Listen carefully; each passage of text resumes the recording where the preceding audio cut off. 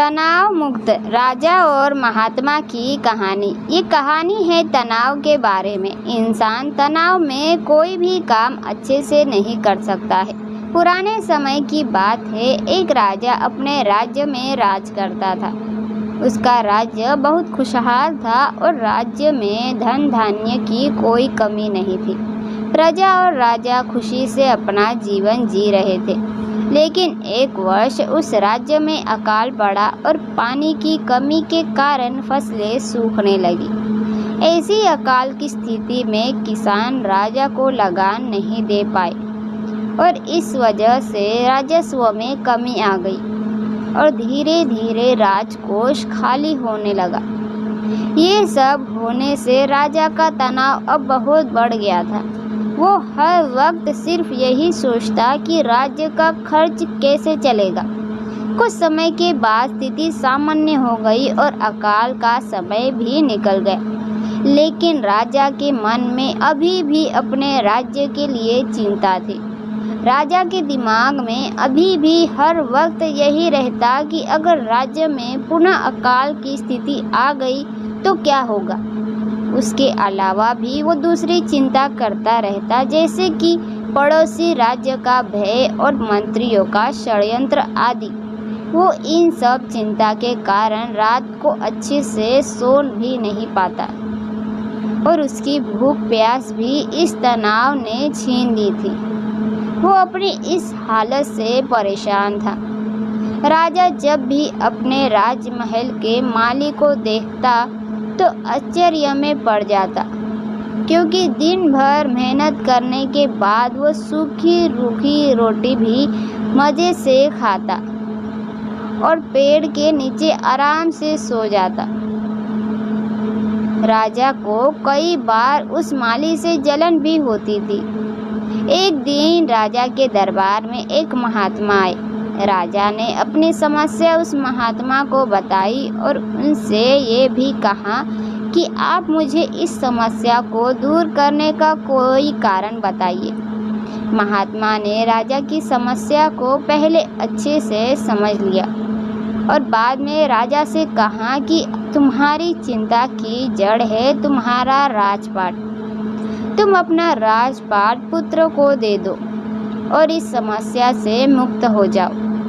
राजा ने कहा, लेकिन मेरा पुत्र तो सिर्फ 7 साल का है, वो कैसे राजपाट संभालेगा।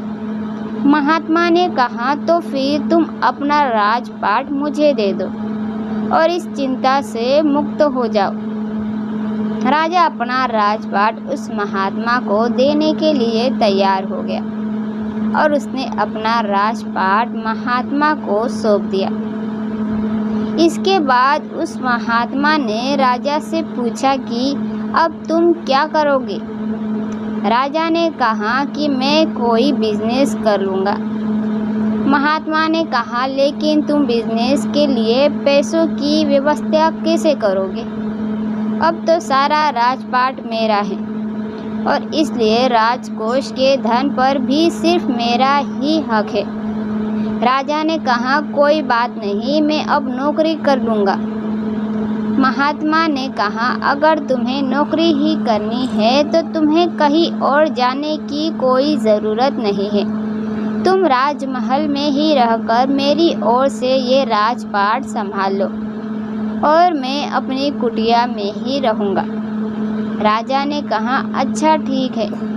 अब वो राजा महात्मा की नौकरी करते हुए राजपाट संभालने लगा और महात्मा अपनी कुटिया में चले गए।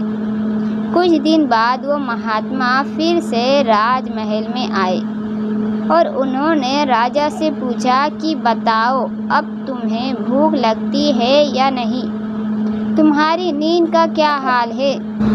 राजा ने कहा, अब तो मैं हर रोज़ अच्छे से खाता हूँ और मुझे हर रोज़ अच्छी नींद भी आ जाती है। राजा ने महात्मा से पूछा कि मैं पहले से भी राजपाट का कार्य करता था और अभी भी मैं वही कार्य करता हूँ, तो फिर ये परिवर्तन कैसे। महात्मा ने मुस्कुराते हुए जवाब दिया कि पहले तुमने अपने कार्यों को बोझ बना लिया था और तुम हर वक्त उस बोझ को अपने दिमाग में लेकर तनाव के साथ घूमते थे, लेकिन राजपाट मुझे सौंपने से तुम अपना सारा कार्य अपना कर्तव्य समझकर करते हो और इसलिए ही तुम अब तनाव मुक्त हो। सीख: अगर हम अपना काम बोझ समझकर करेंगे तो हमारा तनाव और भी बढ़ेगा, इसलिए हमें अपना काम अपना कर्तव्य समझकर करना चाहिए। दोस्तों, आशा करती हूँ आपको ये कहानी अच्छी लगी होगी। अगर हमारे चैनल पे नए हो तो चैनल को लाइक, सब्सक्राइब और अपने दोस्तों में शेयर ज़रूर करना। कहानी सुनने के लिए धन्यवाद।